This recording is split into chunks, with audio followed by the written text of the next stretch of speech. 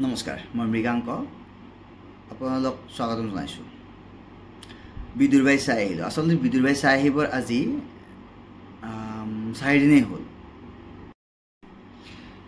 Bidurbhai review দিবা হিচাপত মই আপোনালোকৰ ওচৰলৈ অহা নাই একচুৱেলি, কাৰণ ৰিভিউ বা তেনেকুৱা ধৰণৰ কিবা মন্তব্য কৰিব পৰাকৈ মই ইমান ডাঙৰ কিবা এজন হৈ উঠা নাই। কিন্তু চিনেমা চাবলৈ আজি বহু বছৰেই হ'ল আৰু আন ভাষাৰ লগতে নিজৰ ভাষাটো অসমীয়া ভাষাত বহুখিনি চিনেমাই চালোঁ। বিদুৰভাই আমাৰ কাৰণে একচুৱেলি এইখন প্ৰথম চিনেমা নহয়, বিদুৰভাই দৰ্শকৰ কাৰণে দ্বিতীয়খন। কাৰণ ইয়াৰ আগতে ৱেব ছিৰিজ হিচাপে যেতিয়া পাইছিলোঁ তেতিয়াই আমাৰ অসমীয়া সমাজত আমাৰ মানুহবিলাকৰ মাজত বিদুৰভাই এটা বিশেষ স্থান অধিকাৰ কৰি লৈছিলে আৰু তাকেই অতি মনোমোহা ধৰণে কোনো ধৰণৰ আমি যিটো কনজুচি নকৰাকৈ তেওঁলোকে দ্বিতীয়টো পাৰ্ট আমাৰ ওচৰত আনিব পাৰিছে তেওঁলোকে। সেইটো আটাইতকৈ ডাঙৰ প্ৰশংসনীয় বিষয় বা প্ৰশংসনীয় কথা।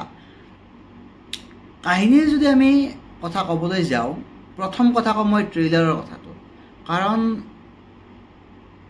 অসমীয়া সমাজত অসমীয়া চিনেমাবিলাকৰ যিবিলাক সমস্যাৰ ভিতৰত মই দেখা পাইছিলোঁ, প্ৰথম বস্তু দেখা পাইছিলোঁ তেওঁলোকে আপোনাৰ ট্ৰেইলাৰ দিব নাজানে। ট্ৰেইলাৰ হৈছে যে আপোনাৰ যেতিয়া চিনেমাখন আহিব তাৰ আগতেই তেওঁলোকে ভালকৈ মানে কথাবিলাক ক'বলৈ যেনেকুৱাকৈ দেখুৱাই দিয়ে, কাহিনীটো একচুৱেলি তেনেকুৱাই হৈ গৈ থাকে। গতিকে আমি চিনেমাখনত গৈ পেলাই কিবা এটা নতুনত্ব নাপাওঁ। আৰু এওঁলোকে যিটো ট্ৰেইলাৰ কাটিছিলে সেইটোৰ সৈতে একচুৱেল চিনেমাখনৰ যিটো কাহিনী তাৰ কোনো ধৰণৰ কানেকশ্যন নাই। এতিয়া মই বাৰু যদি কোনোবাই চোৱাও নাই তাৰ কাৰণে মই বিশেষ কাহিনীৰ ভিতৰলৈকে নাযাওঁ, যিয়ে নহওক বাৰু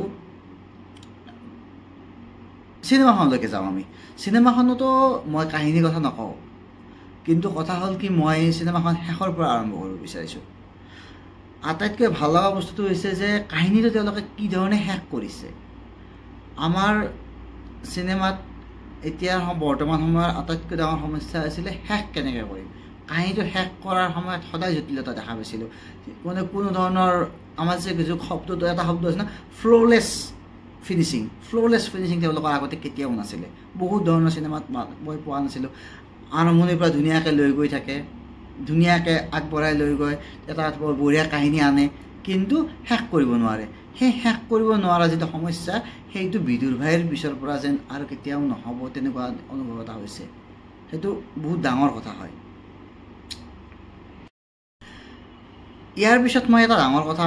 ক'বলৈ ওলাইছোঁ, সেইটো হৈছে যে মোৰ লক্ষ্যত পৰা বস্তু যে তেওঁলোকে আপোনাৰ কোনোজন অভিনেতাকে স্ক্ৰীণ প্লে'ৰ কাৰণে এলাগি কৰা ধৰণে কৰা নাই। তেওঁলোকে সকলোকে সমান সময় দিছে। ইয়াতে কোনো ধৰণৰ বিশেষ কোনো হিৰো নহয়, সকলোকে অভিনয় কৰাৰ কাৰণে চান্স দিয়া হৈছে। সেইটো এটা বহুত ডাঙৰ কথা হয়। তাৰপিছত মোৰ এটা বিৰাট ভাল লগা, মোৰ দৃষ্টিভংগীত ভাল লগা বস্তু হৈছে যে স্ক্ৰীণ প্লে বহুত ক্ষিপ্ৰতাৰে আগুৱাইছে। যিটো বস্তু নেকি আচলতে সময়ৰ লগত উন্নত কৰিবলগীয়া খুব প্ৰয়োজন হৈছিলে। আমাৰ দেউতাই কৈছিলে এটা সময়ত যে অসমীয়া চিনেমা বা চিৰিয়েলবিলাক মানুহে কিয় নাচায়, কাৰণ হৈছে যে মই মোৰ ঘৰৰ পৰা ওলাই পেলাই মই মোৰ গন্তব্যস্থানলৈকে যেতিয়ালৈ গৈছোঁ নহয়, গৈ থাকোঁতে মই গৈ পোৱা সময়খিনিৰ মাজত আমি কিমান সময় ব্যৱহাৰ কৰিব লাগে, খুব বেছি 30 ছেকেণ্ড বা 45 ছেকেণ্ড। কিন্তু নহয়, এওঁলোকে গৈ পোৱা সম্পূৰ্ণ ৰাস্তাটো দেখুৱাব। ঠিক আছে, ৰাস্তাটোত যদি এটা কাহিনী আছে বেলেগ কথা, কিন্তু যদি কাহিনী নাই তেতিয়াহ'লে তেওঁলোকে কি কৰে, সাধাৰণভাৱে লৈ গৈ আকৌ তাত সেইখিনি ঠাই পোৱাই দিয়ে। গতিকে ইয়াত এটা ডাঙৰ প্ৰব্লেমটো হৈছে কি যে স্ক্ৰীণ প্লে কিছুমান বস্তু মানে ধৰি ল'ব, কিন্তু নাই। অসমীয়া চিনেমাই বা অসমীয়া কোনো আন চিৰিয়েলেও সেই বস্তুটো মেইনটেইন খুব কমকৈ কৰি আছিলে। এতিয়া লাহে লাহে তাক উন্নত হৈছে আৰু বিদুৰভাই এনেকুৱা ধৰণে স্ক্ৰীণ প্লে টাইমিং ইউজ কৰিছে যে আমি 2 ঘণ্টা 15 মিনিটৰ চিনেমাখন গম নাপাওঁ যে কিমান সময়ত কেনেকৈ শেষ হৈ গ'ল। ধুনীয়াকৈ শেষ হৈ গৈছে আৰু আমি গমেই নাপালোঁ কি হৈ গ'ল। ইয়াৰ উপৰিও অভিনেতা সাজ-সজ্জা আদিবোৰৰ বিষয়টো ক'বলগীয়া একোৱেই নাই। কাৰণ সাজ-সজ্জাৰ কাৰণে, কষ্টিউম ডিজাইনিঙৰ কাৰণে যিটো কাম কৰিছে, কাৰণ এজন ডিজাইনাৰে যিখিনি বস্তু দেখুৱাৰ প্ৰয়োজন চিনেমাখনৰ কাহিনীটোৰ লগত সংযুক্ত কৰি পেলাই সেইটো বহুত ডাঙৰ কথা হয় যিটো নেকি আমি সাউথৰ মুভিবিলাকত খুব দেখা পাওঁ যে সাধাৰণ জনতাই কি কেনেকৈ কাপোৰ পিন্ধে এজন ডাঙৰ অভিনেতা হ'লেও তেওঁক সাধাৰণভাৱে আমাৰ মাজত আমি দেখি থকা সাধাৰণ মানুহবিলাকৰ মাজত দেখুৱাবৰ কাৰণে তেওঁলোকে যিটো কষ্টিউমৰ কাৰণে ৰিচাৰ্চ কৰে সেইটো বহুত প্ৰশংসনীয় কথা আৰু সেইটো আজি মই আপোনাৰ বিদুৰ ভাইক দেখা পাইছোঁ ইয়াৰ উপৰিও শব্দ ব্যৱস্থাপনা বহুত সুন্দৰ মাত্ৰ ইয়াতে যদি কিবা কাৰণত কাম কৰিবলগীয়া আছে এওঁলোকে মানে আপোনাৰ আমাৰ যিটো বিদুৰ ভাইৰ টিম হয় গোটেই টিমটোৱে যদি কিবা এটা কাম কৰিবলগীয়া আছে সেইটো হৈছে কেমেৰাৰ ওপৰত মই বুজি পাওঁ যে একেবাৰে কম টকাত ইমান ধুনীয়া মানে পিকচাৰ কোৱালিটি দিয়াটো সম্ভৱ নহয় আৰু যেহেতু বাকীখিনি কাম কৰা হৈছে পিকচাৰ কোৱালিটি লাহে লাহে ঠিক হ'ব আৰু পিকচাৰ কোৱালিটি ঠিক নহ'লেও আমি কাহিনী চাম যদি চিনেমা চাম যদি কাহিনী ভাল হয় ডাইৰেকশ্যন বঢ়িয়া হয় এতিয়া মোৰ যিটো আটাইতকৈ ডাঙৰ ক'বলগীয়া কথা আছে সেই কথালৈকে আহিছোঁ যে বিদুৰ ভাই বুলি হওক বা আন কোনোবা বস্তুতে হওক যিমান মোৰ জীৱনত চিনেমা চোৱাৰ অভিজ্ঞতা আছে কেৱল এটা সময়ত কাহিনী চোৱাৰ পৰা এতিয়া মই চিনেমাৰ বাকী ভিতৰৰ বস্তুবিলাকো যেতিয়া চাওঁ এতিয়া মই এটা কথা অনুভৱ কৰোঁ যে আপোনাৰ সন্মুখত কোন আছে মতলব নাই কাহিনীত শেষখিনি সদায় অলপ বেলেগ ধৰণৰ হ'ব লাগিব কাহিনীত দম থাকিব লাগিব কিন্তু বাকী অভিনেতা অভিনেত্ৰী তেওঁ যিমান মানে কম তলৰ লেভেলৰে নহওক কিয় মই তাৰ মানে ক'ব বিচৰা নাই যে আপোনাৰ বিদুৰ ভাই এই আপোনাৰ অভিনেতাখিনিৰ কিবা বেলেগ কম লেভেলৰ আছিল তেওঁলোক সঁচাকৈ কৈছোঁ ক্লাছিক পাৰ্চন হয় প্ৰত্যেকজনে কিন্তু এই ক্ষেত্ৰত মই ক'ব বিচাৰিছোঁ যে যদিহে কোনোবা অভিনেতাৰ কিবা প্ৰব্লেম থাকেও তেতিয়াহ'লেও আচলতে এখন চিনেমা আৰম্ভণিৰ পৰা শেষ কৰিবলৈ তাক বুজি উঠি তাক দৰ্শকৰ ওচৰত তেওঁ যিদৰে দেখিছে সেইটোক দেখুৱাবৰ কাৰণে প্ৰথম আৰু একমাত্ৰ বস্তুটো হৈছে ডাইৰেক্টৰজনৰ সদায় এটা তৃতীয় চকু থাকে আৰু সেই চকুটোৰে তেওঁ যি দেখা পায় সেইখিনি আমি স্ক্ৰীণত আফটাৰ ফিনিচিং দেখা পাওঁ আৰু এই ক্ষেত্ৰত মই বাৰে বাৰে নাম ল'ব লাগিব বা এতিয়ালৈকে নাম লোৱা নাই যদিও মই আচলতে তেওঁৰ কথাকেই ক'বলৈ বিচাৰি আছোঁ যে SUV টিমৰ মেইন মানুহ সুব্ৰত কাকতিয়ে সঁচাকৈ বহুত ডাঙৰ কাম কৰিছে যে তেওঁ কি ধৰণে দেখা পাইছে আৰু তেওঁ আনবিলাকক কেনেকৈ আগুৱাই লৈ গৈছে বহুত ডাঙৰ ডাইৰেক্টৰৰ বহুত কথাই কেতিয়াবা শুনা পাইছোঁ যে এজন ডাইৰেক্টৰে যিখিনি বস্তু দেখি পেলাই তেওঁলোকক আগুৱাই আনে তাত আটাইতকৈ চাবলগীয়া বিষয়ৰ ভিতৰত হৈছে যে তেওঁ মানে বা বুজিবলগীয়া বিষয়ৰ ভিতৰত হৈছে যে তেওঁ আচল কাহিনীটো বুজি পায় বাকীবিলাককতো কোনোবা এটা চিটুৱেশ্যন বুজাই পেলাইহে কাম কৰিব কৈ আছে গতিকে